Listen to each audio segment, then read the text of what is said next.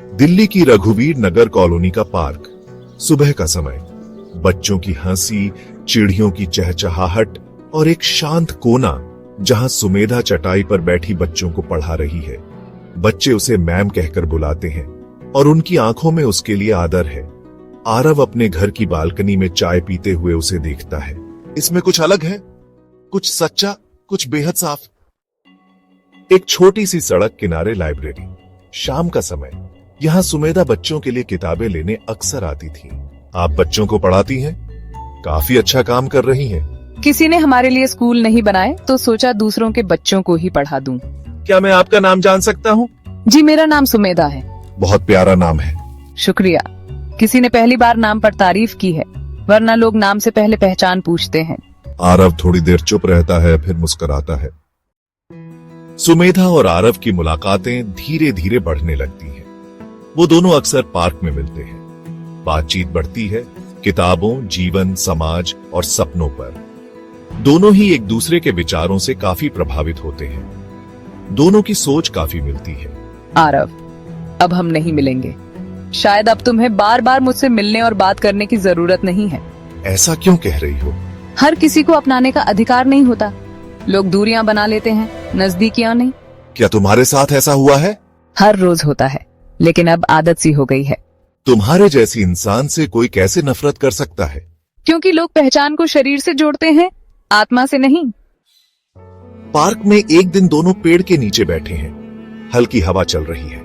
सुमेधा, क्या तुम मुझसे शादी करोगी? मैं एक किन्नर कहलाती हूँ इस समाज में। तुम्हें पता है मैं कौन हूँ? मैं ट्रांसजेंडर हूँ आरव। मुझे सब पता है, लेकिन मैं तुम्हें तुम्हारी सच्चाई के साथ चाहता हूँ। क्या ये दया है या कोई प्रयोग? ये प्रेम है, बिना शर्त। माँ, मुझे सुमेधा पसंद है। माँ पूजा से फुर्सत पाकर आरव के पास आती है, जिसे लोग किन्नर कहते हैं, लेकिन वो सिर्फ एक शब्द नहीं है माँ, वो एक औरत है। माँ आरव से कहती है, तू पागल हो गया है, ये शादी नहीं पाप है, समाज क्या कहेगा? माँ, अगर सच से प्यार करना पाप है तो मैं वो बार बार करूंगा। सुमेधा अपनी गुरु माँ के घर पर आती है। आरव और सुमेधा हाथ में हाथ लेकर वहां पहुंचते हैं। गुरु माँ, आरव और मैंने फैसला कर लिया है, हम शादी करना चाहते हैं।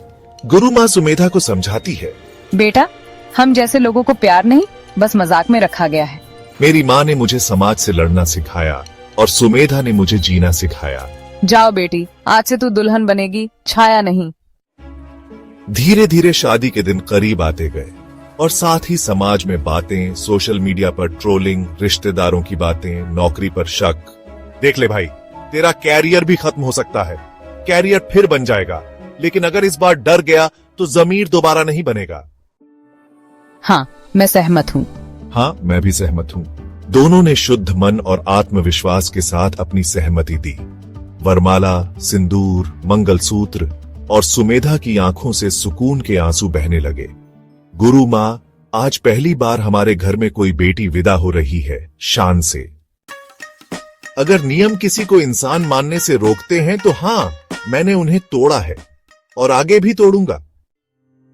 इतना कि उन्होंने मुझे खुद से भी ज्यादा अपनाया है।